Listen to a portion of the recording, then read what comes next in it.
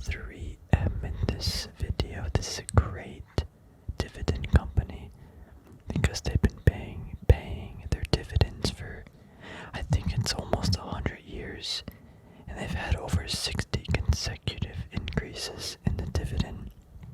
So they definitely reward their shareholders. The company is also quite good. I mean, I think it's actually amazing. They operate in many different sectors, like the medical industry, the like car and automotive. They have like safety equipment for businesses. So they're very I guess versatile is the word I'm looking for. They're very broad, pervasive. I guess that's the good SAT word I could use. Pervasive. I obviously, just full disclaimer, I do have a lot of my percentage of my portfolio in 3M. I think it's just a solid company, and I was able to get in at a good value. Like during like the Corona, I'm at like average price of 154 and like 5 cents. So yeah, I think my dividend yield, they did increase it. I guess they increased it by like a penny, but my dividend yield, I think, is about, I mean, actually I could crunch the number real quick. I think it's like 3.5, but let's see. So right now it's a 1.48. I'm doing this on my calculator so you can't see. Times 4 gives us a dividend of $5.92. Divide that by my trade price, 154. About a 3.8 yield, which is quite high for this company, considering that for a long time it was not this high at all. The stock price, if you go back to like all time, we could do 5 years, it's like $250 at one point. So I was able to get like $100 discount by just noticing, the trend line, whatever. I don't know. That doesn't really matter. Also, this movie Luca was pretty good. I think it's shown as an ad. But yeah, that was like kind of a cute movie. Anyway, let's get into the company. So 3M, market cap 114.5 billion, basically 19.57 for PE. So PE is kind of high, but it's okay, I guess. EPS, they're earning about $10 per share. Their forward yield, they just had earnings too, so the next earnings is October 26th. I don't know why, but it feels like I just did a video on 3M. Maybe we talked about it, but I don't think that we did. Yeah, I just checked, we didn't, but I feel like I made a video on this. Anyway, their dividend is 2.99% right now, almost 3%, which again is pretty high and solid for this type of stable dividend company. We could figure out their payout ratio. Its payout ratio is it dividend yield, dividend number 5.92 divided by the EPS of 10.11, about a 59% payout ratio. So they still have room to grow. But this is trailing whatever month, so this might be a little high. But anyway, I kind of want to see what the analysts are rating. So we can take a look at this like chart. Kind of see that their margins are really small. A lot of revenue, almost 32 billion, with not even maybe $4 or $5 billion profit. Sheesh. Can also go down and check out the analyst recommendations. I mean, the last couple months, most say just to hold. Some saying strong buy, but yeah, the price did move up a lot this year. So yeah, I think this isn't really a company you buy and sell and trade. You try to either buy it at a good price and hold it, and yeah, but I don't know if it's that good of a buy right now. But we'll definitely take a look in a second. We can look at financials, but I do want to get into other stuff. Yeah, let's just go to my Excel sheet. Right here's the Excel sheet. Got some numbers on it. This I gotta change. Yeah, this doesn't really matter too much, but just put like August. They did have earnings. We'll take a look at them in a minute. It's July 27th on the earnings date. But let's just look at some numbers. So 2017 revenue 31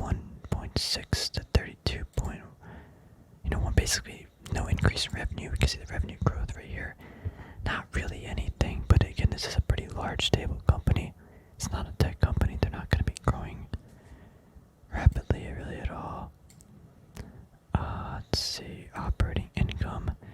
Their operating margins are pretty high, 22%, 21%. Nothing really, no real big change in the last couple of years. Their net income, 5,454. So actually, the net income, that doesn't seem, is this number right? Net, that divided by that is that percentage. I feel like on that chart though, that we just saw on Yahoo Finance, the revenue was so much higher. Like this should be like 5% or something, not this percent, but I can take net income divided by revenue. So those are their margins, so I'm not sure exactly. Yeah, anyway. Total equity in the company kind of increased a little bit, decreased, but last couple of years did kind of increase. Ordinary shares, buyback share here, buyback share, a little bit dilution actually. But for the most part, last couple of years, buying back shares.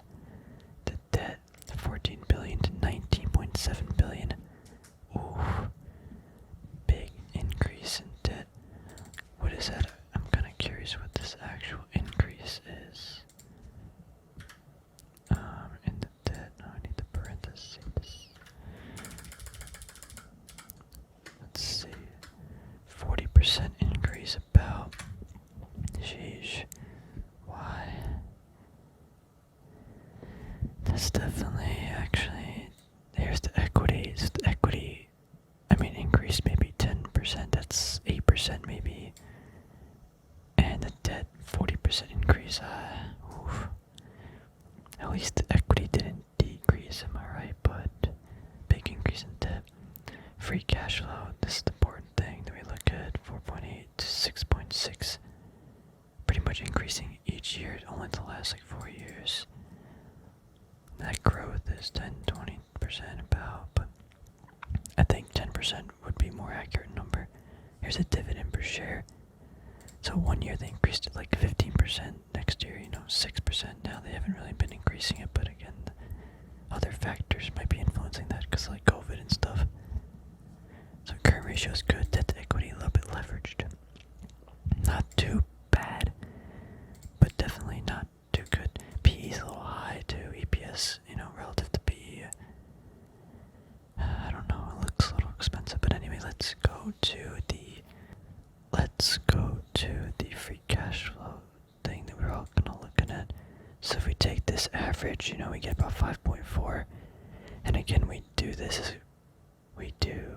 this just as like a brief estimate, to see, because how much cash flow they're ultimately generating is pretty much how you value companies, and how much of it's going to be returned to shareholders through either share buybacks, dividends, not capital expenditures, but just how much money they're able to use to make the company better.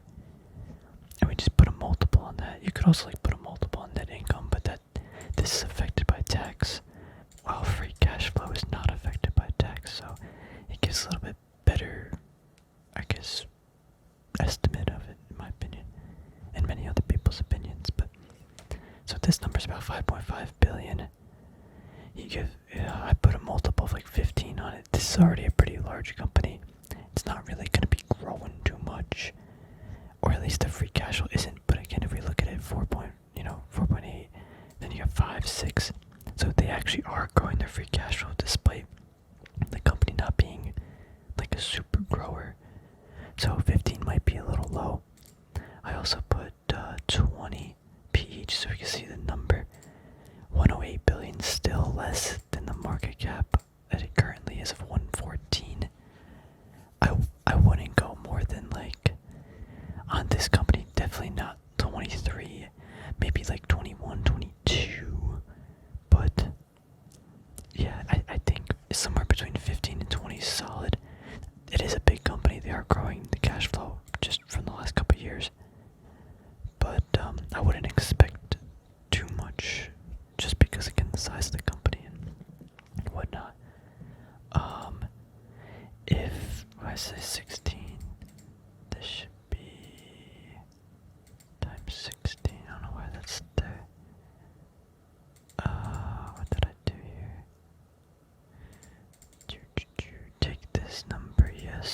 So let's say the market cap was 81, which we want it to be for a 15 multiple. Then the share, if we use today's share price, actually I gotta fix these numbers. It's a rough estimate, but actually it doesn't matter. Yeah, that's the same thing. This number doesn't matter. It's just to make a proportion. Maybe it does matter. I don't know. Anyway, it would be $147 if at a 15 PE. At a 20 PE, let's just. How do we do this more easily? Let's just pick this. Boom. It would be $196, and it currently is $197. So, is that actually that big of a mark? 197, 196 of $1. I guess it's about right. So about like $196 for a 20 PE would be a-okay. So it actually isn't super overvalued, but I wouldn't say it's super like valuable either. My average is 154, so I had about an 85 billion market cap, which was spicy. But yeah, I don't know if I would add here. Just a little. It's not that it's expensive. It's just not a value. Like I think there's other things that are valuable. I also don't want to leverage myself too much into this company. Let's go to their quarterly reports, check out some stuff. I didn't listen to the earnings call, but broad-based organic growth, updated full year 21 guidance. Let's see, 21% year-on-year organic local growth. Their adjusted EPS is 2.59, so we could use that number to see, we can estimate of the company in the future, the remainder of this year. Sales are up 8.9 billion, up 24%. Accelerating investments in growth platforms, including automotive electrification, air quality, home improvement, biofarm filtration. Okay. Here is their adjusted operating margin and EPS. So 22%, this is where they get the 2.59 from. A bulk of it. We adjusted EPS of Q2 2020. Hold on, wait. Oh, I'm looking at the wrong. I have it on the other monitor too, just to get some other numbers. But yeah, so they lost. So they diluted about 1% of the shares. Tax rate lost some. Organic volume, productive, whatever. That's obviously the largest amount. Q2 2020. Wow, I'm confused. Exactly. Is this, yeah, Q2? I'm like, wait, I feel like we're in Q3. I always get kind of confused because some companies like are a little bit different.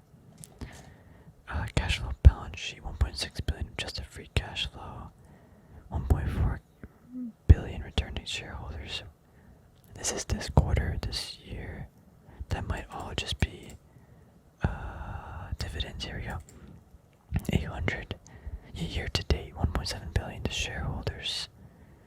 Grocery share purchase, 502 million year to date. I mean, they did dilute it a little bit, but I guess overall they've been buying back earlier. I don't know. Do we have to see at the end of the year what they actually do? Net debt at 2.7 billion, down 3.5 billion. Wow, okay. So they did decrease their debt by 3.5 billion. Or their net debt, sorry. So that, again, that could just mean they took on more cash by. No, they could have, yeah, they could do a lot of different things, but here there's segment safety and industry. So, I mean, overall, I mean, healthcare is a little bit larger, but that might, yeah, just Q2, so. Obviously the healthcare is probably going to be a little bit higher, but yeah, you see, they're just in a lot of different sectors. They do sell a lot to businesses, too. I don't know if I want to read all of that right now. Updating 2021 planning estimates. Earnings per share. Okay, so we definitely use these to increase the earnings per share by, wow, they're definitely on their upper end. So I think they're going to hit the upper end at 10 point whatever. So no, I'm just going to write that down real quick. 9.7 to 10 point whatever. 9.7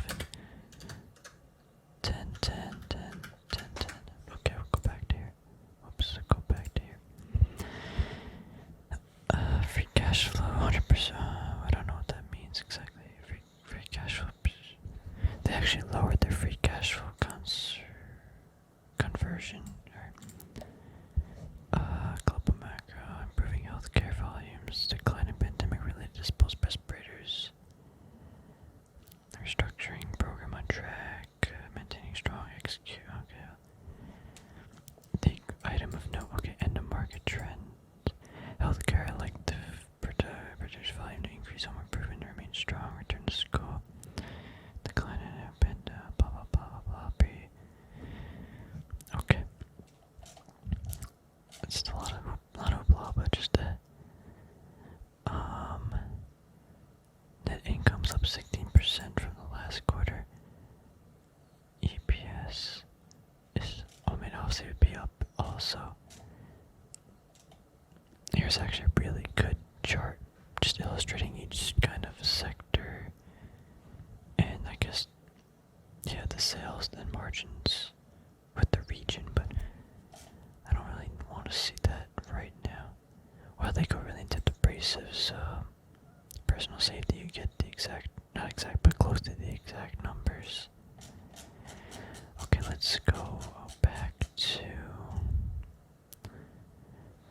organic local currency growth. They're expecting like almost a 50% increase to 100% from what they prior, but it's only 3 to 6%. Okay, let's go to this sheet. So they're expecting EPS of 9.7 to 10.1. We could use the earnings per share. I actually forgot how to do this. Earnings per share, how do we do this? Let me go to my other page. Where is it? Oh no, it is this page. Earnings per share, how do we do this? My brain is... Use this earnings per share. And then how do we... Okay, I'm not sure why I just had like a little brain fart, but you do this, you just multiply. I had to look this up because I'm dumb. Multiply the earnings per share times the... Whoops, what did I just do? Oh, dumb. The earnings per share times the PE. And that kind of gives you like a market value because you're doing price per share times earnings per share. So it's kind of like, yeah, the price times the earnings. And then you basically get the market value of, you get the stock price, sorry, not the market value. So they're anticipating a stock price from 189 at the end of the year. I'm pretty positive I did this right. But, yeah, that's just one way to just say if they're going to earn $9.07 for the year, multiply that just by the price to earnings, assuming it's going to be, kind of this, or at today's date, market value, it'd be about 190 to 197, 198 would be the stock price, and right now it's at 197, basically exactly. So yeah, if they're on track, they shouldn't really exceed this price. But then again, if estimates go above, then the stock price obviously will jump. So it kind of depends on what you're doing, but my reasoning for buying 3M is because it's a good, solid dividend company that is going to probably be paying me regardless of market conditions. And then a 3% yield right now seems quite attractive. But it's not super attractive again. Anything to me above, what would I put? Yeah, like, even like probably 108 market cap, billion is the max. It's at 114, it's gotta drop a little bit for me to buy, and that's still on like the upper end. So from a like long-term dividend point of view, like, yeah, it's not a bad value. Yeah, if I got like a lot of money, I need to dump it in something, but like right now I'm chilling. So there's nothing tempting me to buy more because the value isn't really there. It's there, but it's not like screaming, oh my gosh, buy me, So yeah, anyway, thanks for watching, everybody. I don't think I have to talk too much about anything else in this 3M solid company. Let me know if you want me to do any other company specific